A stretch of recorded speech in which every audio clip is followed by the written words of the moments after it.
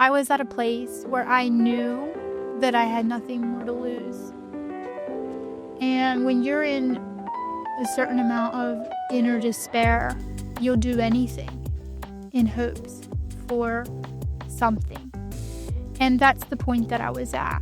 So we left all together, and it was the best thing. It was the best thing.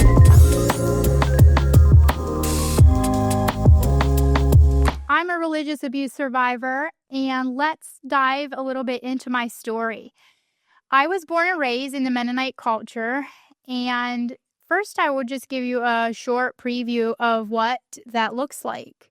So many folks ask, well, what is a Mennonite? I come from a very small community. It's very isolated and very, by nature, a traditional community that is very religious, and it's set up as a patriarchal, legalistic, religious environment. Most of you know what that stands for, and honestly, today I don't really want to get into theology and a lot of the details of the spiritual beliefs, because the nature of my experiences really simply tell that story for what it is. Basically, as I share bits and pieces of my story, I think it'll kind of paint a picture for you what our religion taught. But the one thing, I would say, basically, from little up, I was taught the Bible front to back. We learned the Bible front to back from a very early age. That's all we knew. Very, very religious. We went to church every Sunday. We all looked the same, talked the same, dressed the same. Women all wore handmade Mennonite dresses, and we would wear coverings, which was like a prayer veiling. That was a huge aspect for the women. I wore a Mennonite dress for, I would say, about 21 years. I think I was around 21 when I no longer was a part of the culture.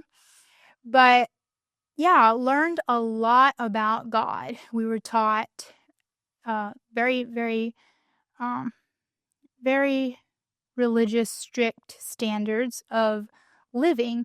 If I were to describe, like, my view of, like, where things were with the Mennonite church, and it would be like a tier, it would be from the level of authority would be, it started at the top as like the church leaders. They were our authority. And then next it would be the husband, which would be the head of the home. The men were always above the women. And then under the husband was the wife, and then under her would be the kids. Women were to be seen, women and kids were to be seen but not heard. So you would only hear from the men. Men were the only ones to lead. Women were to submit to men, and kids were to comply to the authority of their parents and the church leaders.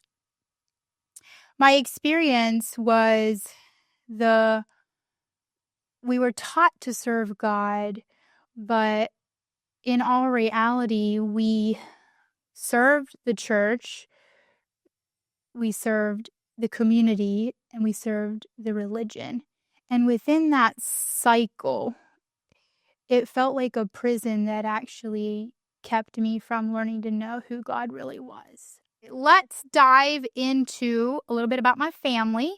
So I was raised on a large dairy farm, a 200-acre farm. I was a farm girl at heart. I still have that in me. I love four-wheelers, and I enjoy sports, and love running around in my bare feet to this day. I wore bare feet as a kid all the time, milking cows, feeding my animals, and it's not uncommon for Mennonites to be farmers. So that was my upbringing. I was a middle child of 6 kids. So I'm going to dive right into some of my earlier childhood memories. And that would start out with the harsh physical abuse that we endured. At the time of my experiences, I would not have considered abuse. I would have never even thought of that term because we were taught in the church that it was a biblical, scriptural thing to experience what I was experiencing. So let me tell you a little bit about what that physical abuse looked like. There's a proverb somewhere that the church took, and there was also a theory that was out and about that goes like, spare the rod and spoil the child, which was interpreted as, and it was important in our church to punish infants and children, to basically suppress and um, beat, which we would have called it spankings, but you would simply be hit and beaten with a stick or a belt or a rod, whatever the parent or family chose to use, is what was considered a way to punish out the evil will. And this was to it's kind of hard to explain, but basically it was the idea that children are born with this evil, compelling nature. And by, spoiling the child, you do not love them. So we need to punish them and insult pain and inflict pain on them to instill godliness, in short. So, scripturally, there was verses that backed up this theory. It was important if we would, punish children from an early age when they cry. I think in some of the homes it was different. Like each home and parent would do it differently. I know some homes would begin spanking or hitting, and so it was called spanking in the church. That was more of a warmer term to use for the harshness of what we were experiencing, but it was hitting the child. And in some homes, it would start as young as like a 6-month-old. If the baby would cry or be upset, maybe his tummy was hurting, and it was important to smack the child and punish the infant to basically, like I said, instill authority over them so that they understand who is boss. And the devastating impact on the development of these babies was something that was we were of complete ignorance to. It was just what you did. In my experience, I can't vividly remember when I began receiving my first harsh spankings. Some of those things a young child will block out developmentally and emotionally. No infant or small child can retain such intense harm. And I think for me, it was around probably 2 years old when I began experiencing the harsh corporal punishment. It's a very difficult subject to talk about for me because it really caused a lot of damage for me emotionally, mentally, and physically. Very complex due to the nature of it being that this is what God wanted for me. I would say, like, again, when I was a kid, I didn't think much of it. I just thought that that was what I was made for. I think I learned that just kids are just to be beat. Kids just need to be beat. And that was kind of my understanding. And it was more like, if I'm beat enough, I will eventually like serve God better.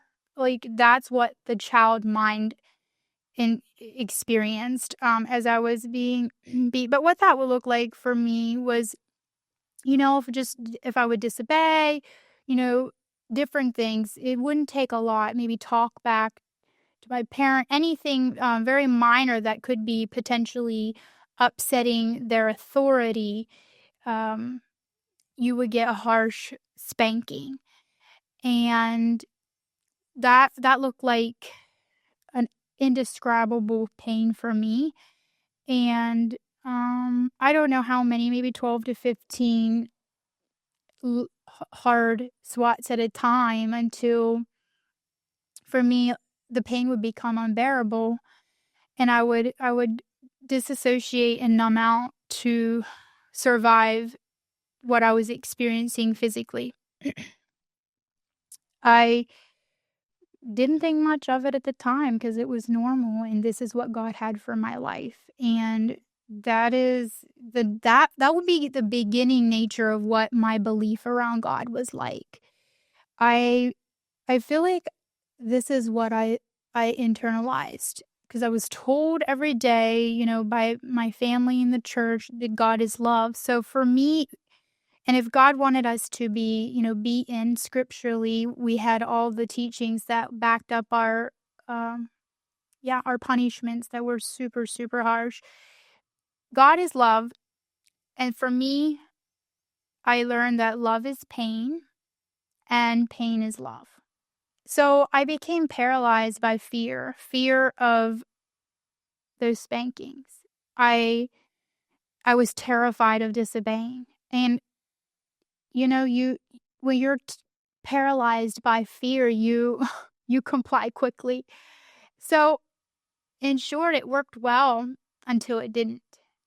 And I was a firecracker. I was a very strong-willed little girl.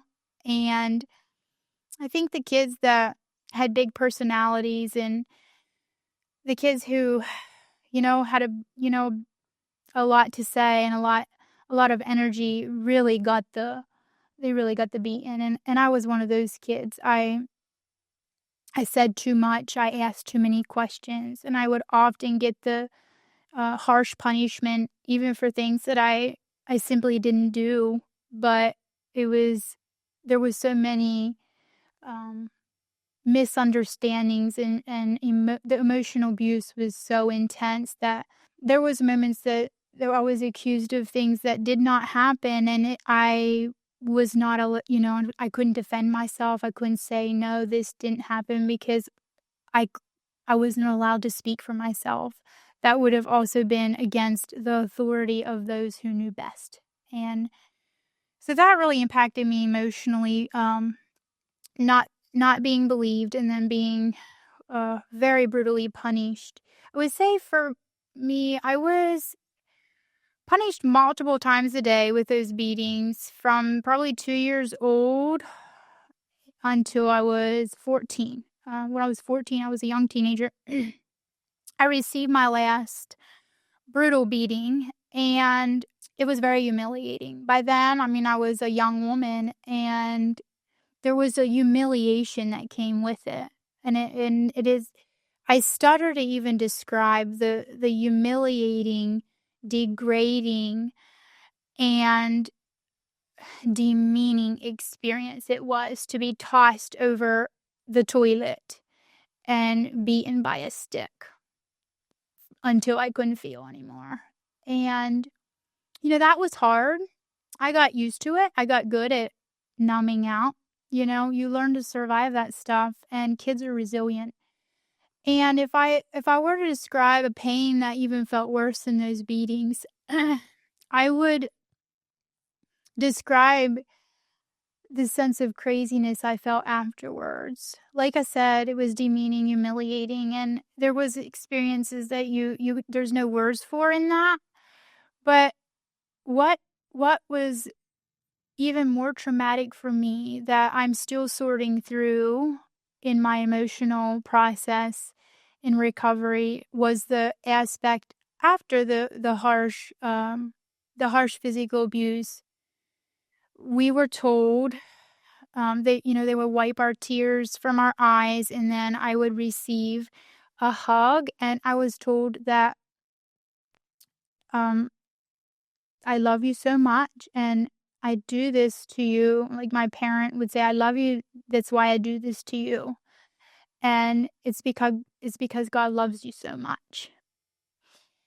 And I just remember when I heard that hurt me more than the beating felt. It was a different kind of wincing pain that caused a reaction in me emotionally and mentally and spiritually that, again, is very difficult to describe, but it didn't align. To be loved and hugged after being so deeply humiliated, it was like I was a child, so I was deeply confused, but still something within me said, "Hell no. This doesn't go together." And I do remember fighting back just a tiny bit, like, emotionally.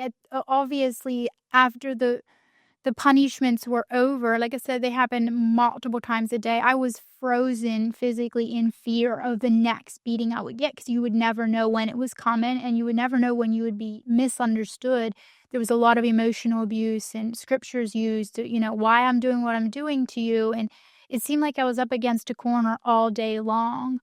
And, I learned to tiptoe around and walk on eggshells, as a child, just, basically paralyzed by the next punishment, the next thing I might do wrong.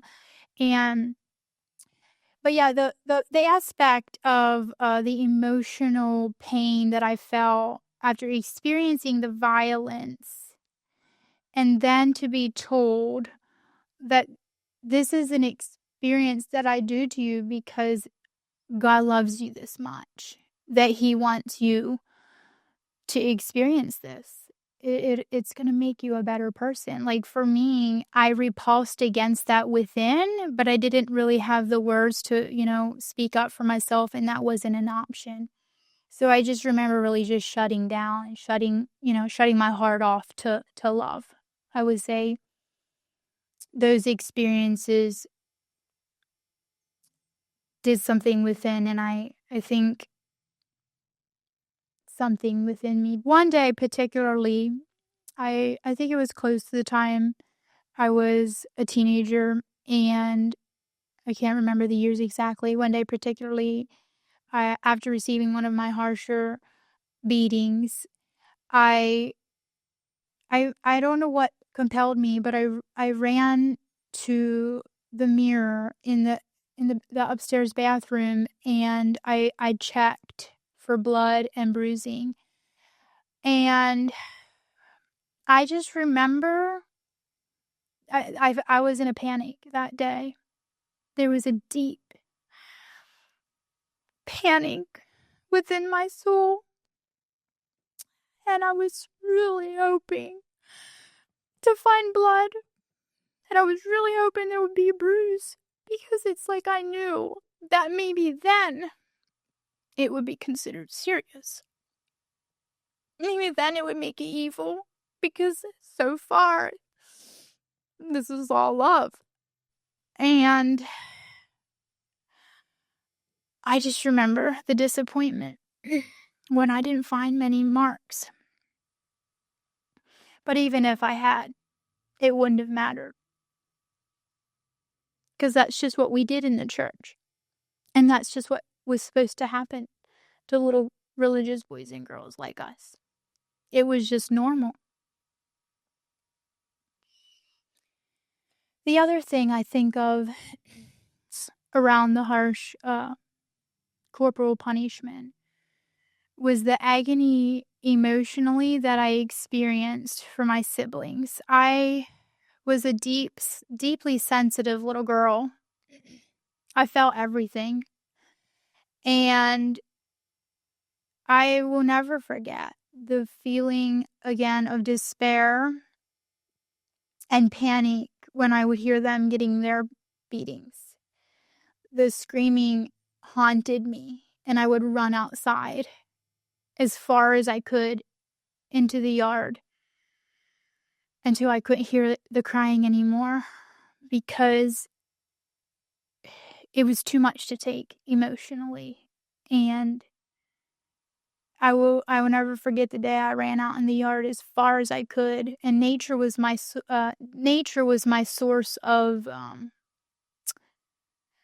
escape, I would say. As a kid, when things were crazy, I ran outside.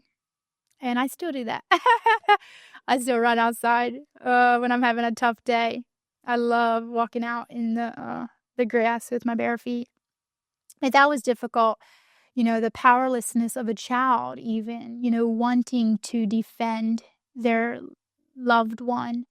And it was incredible to me. I think it's incredible to me today to see that even though I was under so much mind control and spiritual mind conditioning that was, you know, truly brainwashing us, it amazes me how that core good nature within me was still appalled and empathetically concerned for the good of my siblings. And it was very difficult to see that. I just remember wishing it was me. I would rather be the one in that position that day. So there was one particular night that I'll never forget, and my dad had left in a rage again, and we found my mom crying, and she had a bruise, a very visible bruise. And I just remember feeling, confused. I didn't know what all was going on. I was very young. And, as an adult now, as I look back on some of these memories, like I'm devastated. I have words for what I didn't have words for as a child. But in the church, when things like that happened, it was standard to reach out to the leaders of the church, right? We basically reported to them. They were like the ones that we were accountable to. We were under their advisory, and when abuse happened, and again, we didn't have terms for that nature. We reached out to the pastors, and I remember that night there was a lot of fear, a lot of chaos, and a lot of drama. And I remember the pastors all appeared, and they sat around the kitchen table and they prayed with my parents, and it all went away. And life just went on, and nothing ever changed. It was just normal to pray about it and move on as though it never happened. There was no safety, no protection, no terms for the harm that was happening.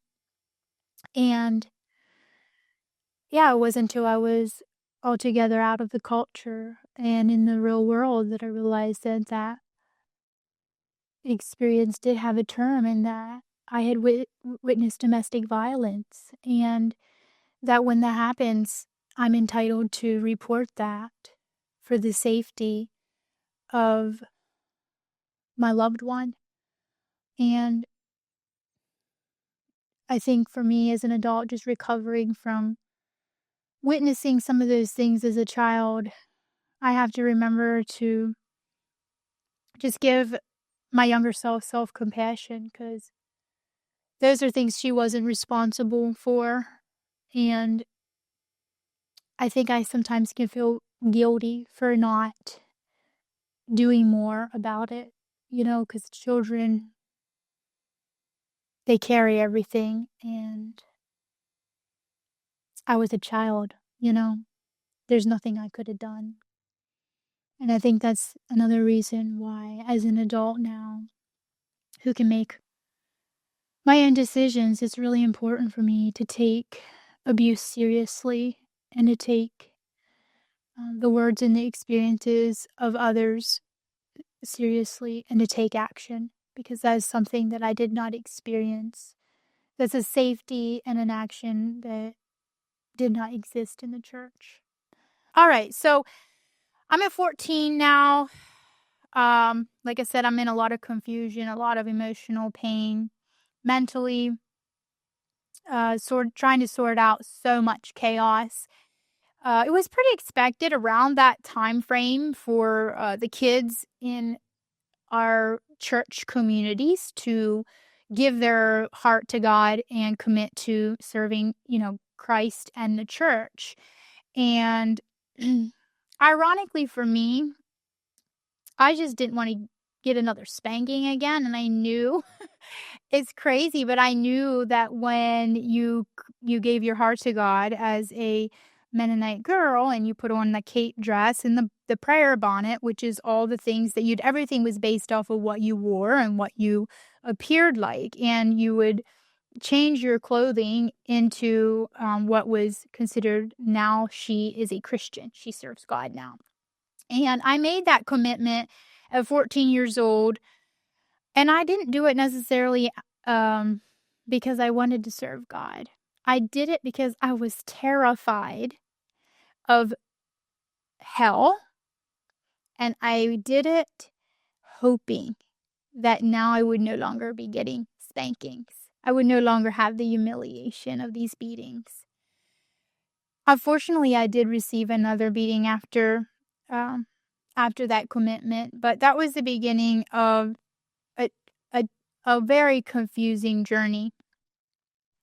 I lived under high anxiety and chronic fear of making mistakes, and I could stub my toe, and I felt that it was because I had done something sinful and God's wrath was upon my life. By all appearances, we were a very loving, popular family. Appearance was basically how the culture, was set up. Everything needed to look a certain way. We spoke a certain way. We dressed a certain way, and appearance was the God, and we learned to live it well. But beyond the appearance, we were a home filled with chaos and deep pain and turmoil.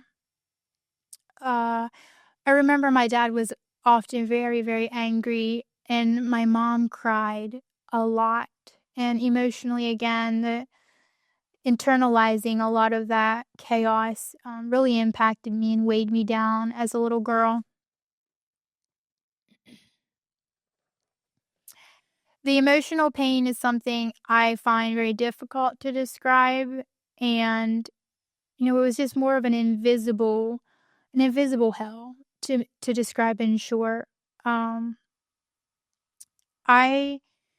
I learned to obey out of fear. I pleased people out of fear, and I prayed out of fear. I prayed a prayer every single night, and I remember many nights I would, say my dutiful bedtime prayer, which is a huge part of the rituals of being a good Christian, right?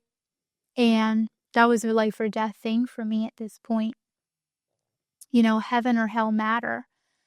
And so some nights I would accidentally fall asleep. This maybe can help describe some of the emotional, spiritual harm that was going on in my responses to the teachings, because I would accidentally fall asleep and I would wake up in a sweat. I would fall asleep during my bedtime prayer and wake up like shaking in fear that God was displeased with me because I didn't finish praying right. And I would quickly finish my prayer and hope that repenting of my sins would keep me in the kingdom in case he would return. I had this chronic fear of God coming back, and I would be doomed to hell unless I lived according to the way that I was taught. And I never could get it quite right. I had that chronic fear, and I couldn't shake it out. I had night terrors and nightmares, more nights than I didn't, of being lost and falling into hell and never ever being able to get out. And that's really utterly something that consumed and controlled my night times. So I was aware of all the biblical teachings and There was so many well-spoken words of who God was. But by this point, for me and my experiences, he felt like a monster. It's like there was this monster in my life and I could not shake it out. I would say I was probably around 14, and I fell into a very deep emotional despair. I had done everything I could do to play the games of being a good, obedient child, and it still seemed that I didn't get it right. And I questioned why I was born. I questioned why life would be worth living if I couldn't get it right and I had tried with my whole darn heart. I figured why live? So I was in a deep state of despair and I wanted life to be over. But I was up against what was yet another trap, because we were taught that suicide was very evil. We heard of stories of other people who had committed suicide, and it was very judged and looked down on in the church. It was basically considered a direct ticket to hell. And I had heard that all my life. For years you hear these teachings from the church and you believe it. You believe some, and then, some of it I started to question. But at that point, I genuinely was afraid of hell, and I knew suicide was not an option, but it seemed like it could be a relief for me. So, in my smart mind, I thought, how can I get away from this hell that I'm in? And I had an idea. The one day I was in an extreme amount of pain, and I went to my bedroom and I was done. I was done. I didn't feel that I could go on. So I thought, well, I can't take my own life. I don't want to go to hell. I want to be a good person. But I gotta, I gotta come up with a plan.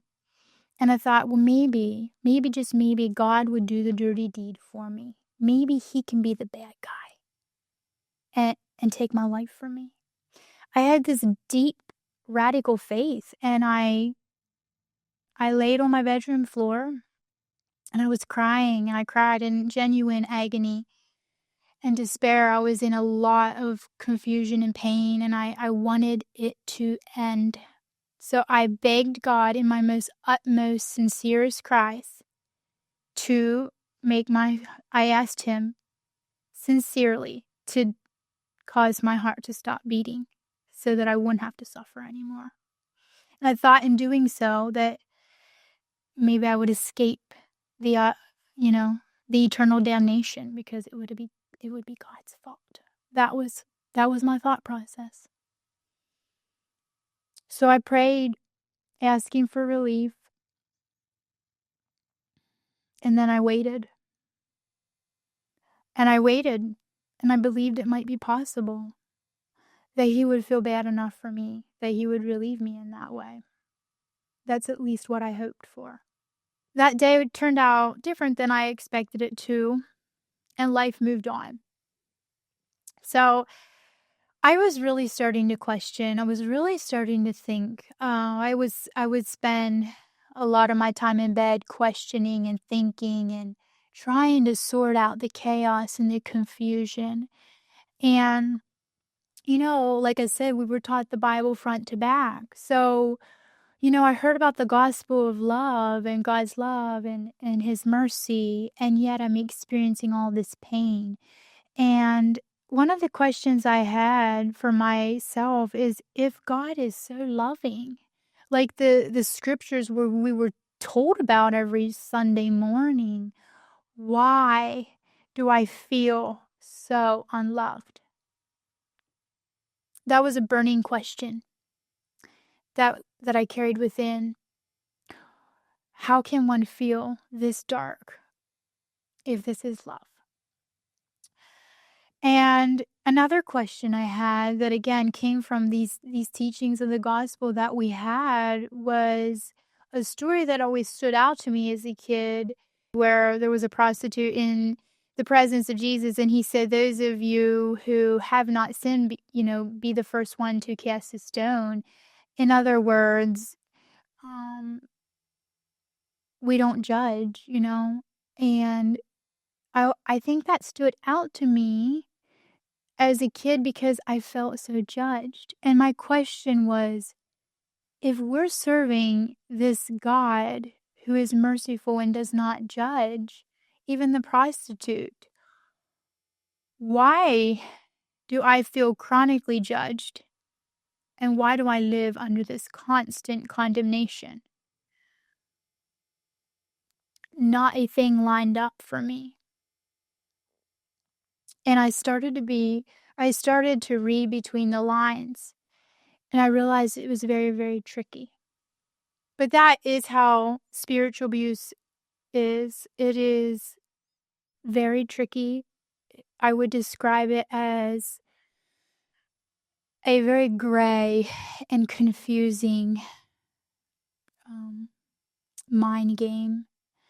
And clarity did not exist in my world. And I think that's why today clarity is one of my favorite words. I feel something amazing within when I hear the word clarity, communication clarity. It just is such a soothing word to my nervous system coming from, so many years of confusion and chaos. Another thing that I remember at an early age, I would be in our car and our family would be, on the way to church or back, and I would be gazing out the window and I would look at all the other vehicles on the road. And, like I said, the Mennonites, we stayed within a community. So we went to the same church. We went to the same school. Mennonites taught us, all the religion was all within a circle, and you worked for each other. You weren't really exposed to a lot of people from other cultures. We were Christian, and I learned, at an early age, that the people who wore pants and, wore jewelry, the people that didn't appear like us Mennonites, that they were of the world. And there's this scripture verse that we were taught from the Bible to not be of the world. And in my mind as a child, I learned that those were the people who didn't serve God. The ones who, had tattoos and jewelry and maybe red fancy cars, they were the ones who served the devil, and we served God. It was very black and white. It wasn't even an option. It was what it was. And that didn't settle for me either. All the conditioning I had. And I just remember I was just a little thing, and I would be looking out the window and I looked at all the colorful cars. Of course, we drove black ones in the church. Um, it was considered very righteous to have a dark and more hidden color, right? Nothing flashy and potentially prideful. We were very pious and holy and righteous. And black fit our that fit us. So we drove very plain black vehicles. Now each church has different standards. The church I came from was pretty conservative. There were some churches that you were allowed to have colorful cars, and then you had some plain Mennonites that drove the horse and buggies. I did grow up in the culture that did the cars, but we stuck to the darker colors. So anything flashy, and I was looking out the window, and I loved people, and I just remember longing, like I didn't understand. My world was so sheltered and so small and so isolated, but I was deeply lonely. There was this deep, empty loneliness within my soul. And I would look at the cars, and I think I just wondered if there might be more, you know? It's amazing to me. Again, what the soul of a child already knows. It's like I knew who I was beyond all the shit that was going on in my life. It's like I was still connected to the source, but there was so much crazy blocking me from permission to live. And I looked at the people and I wondered if they were good people.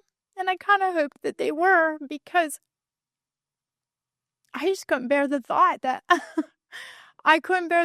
everyone else was evil and we were the good ones. Like, I had this idea from the church that we were going to heaven, they're all going to hell. And I didn't think that made any sense. I could not bear that thought as a child. And I was starting to sort that out. Like, this just seems really, really sad.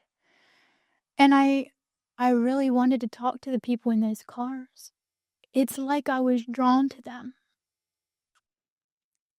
It's almost like I knew without knowing. And I had yet to find out what was true and what wasn't. And as you may start to, pick up, things were very black and white. And that was hard too. You were either in the approval of God's love or you weren't. And it was this constant battle of trying to achieve an inachievable thing. It was a merry-go-round, a cycle that was very, very exhausting. So life moved on. I got married at 19. That's pretty standard for a Mennonite girl.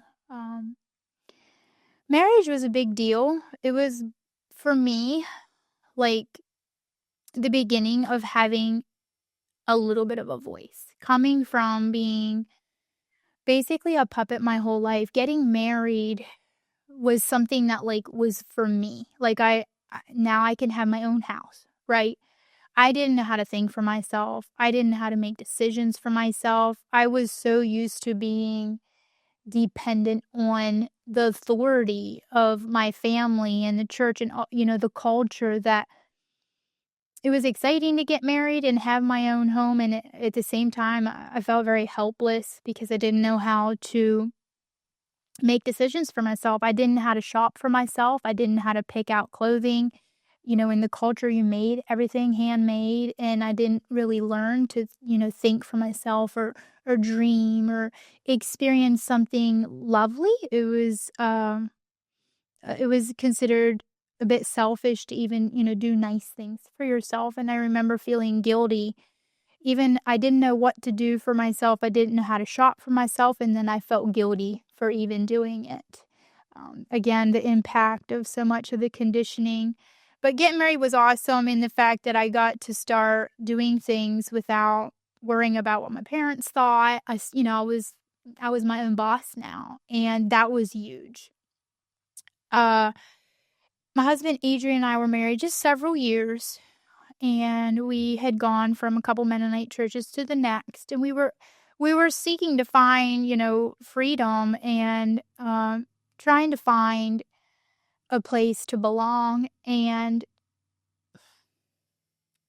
like I said, churches varied from one church to the next, but what we learned across the board was there was a legalistic system that was the same.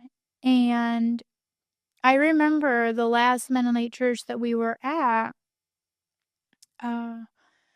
they took Adrian to, one of the men took Adrian to a private room in concern for me.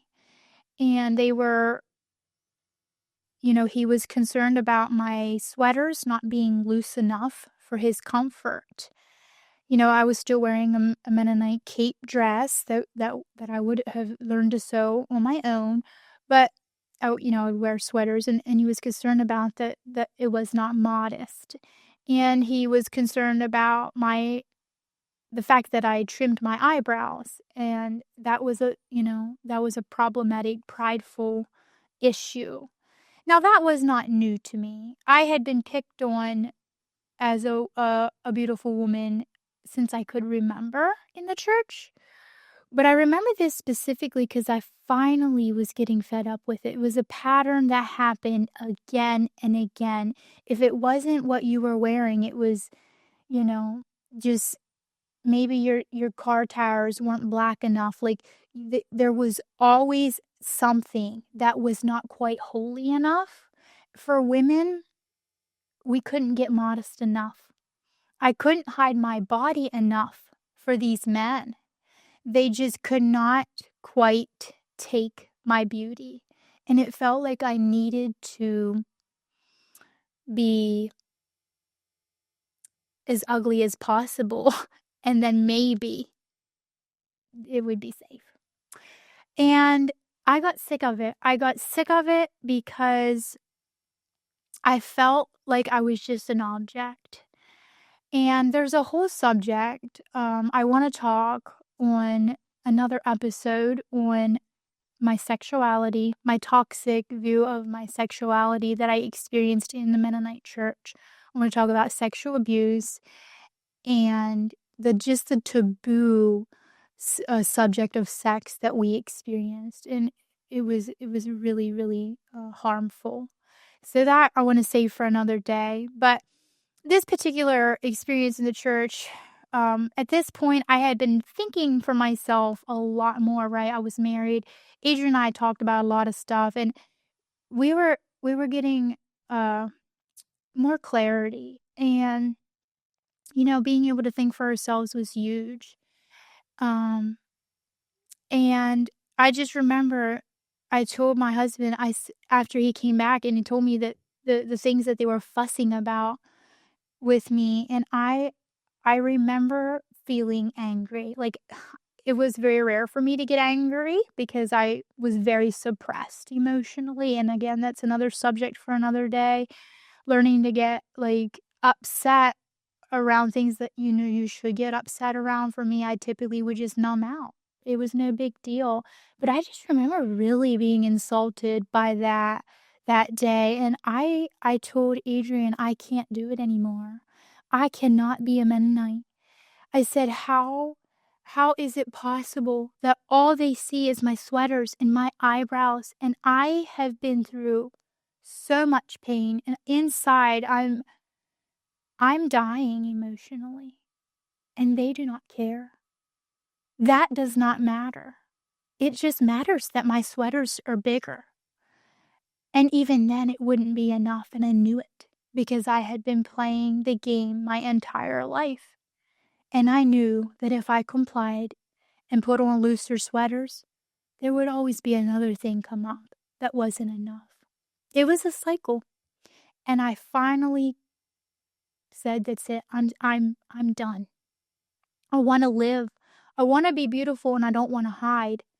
I am tired and tired of trying to make myself be something for them that I'm not, and I still am not enough.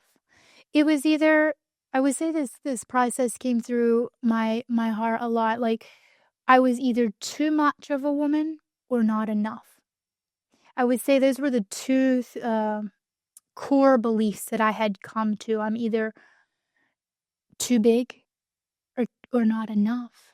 And there was this impossible expectation that I could never achieve. So that's when we made the decision to leave. Soon after that, we left the Mennonite church altogether, and that's not something that's easy to do either. There's a lot. Again, I'll share more about that in future conversations, but there's just a lot of process in the work of walking away from a culture that is a huge part of your identity. It's a part of who you are. It's all you know. This, you walk away from all that you know, all that you have, and your family. And that's hard. But for me, I was at a place where I knew that I had nothing more to lose. And when you're in a certain amount of inner despair, you'll do anything in hopes for something. And that's the point that I was at. So we left all together, and it was the best thing. It was the best thing. And I knew it was right for me in order for me to show up and nurture who I knew I was meant to be, that was deep within, that little girl that still was well alive within me, that wanted to know more about the world. She wanted to get to know people. She wanted to network, and I wanted to give her permission to get out and do that. And I knew that if I stayed, she would have to suppress all of those desires and dreams for connection. And connection is the thing that I was screaming for the most. So, yeah, I think that was the beginning of a whole new world of recovery, leaving, and we'll get into that in future conversations. It was time for me to rise from the ashes, and there was a deep peace that I found in making the difficult decision of walking away from all that I had ever been told was right in order to do something that I knew was right for me. And I have a piece of jewelry on that's very meaningful as I think of like rising from the ashes. I had a friend gift this phoenix. It's a very, very special piece of jewelry to me, and it's a phoenix rising from the ashes, and that's a huge part of my story, and rising into finding my voice and learning to know who I am again after being told who I was supposed to be all of my life. Religion taught me to wrap all of my pain into a beautiful ribbon in order to keep everyone else comfortable. And healing showed me that my pain mattered and it was worthy of being voiced. So there's so many stories I look forward to sharing, and we have just gotten started. So go ahead and subscribe to our channel, The Angela Rose Show, and follow us on all social medias, and stay tuned for more stories as we dive into the complexities of trauma and religious abuse recovery.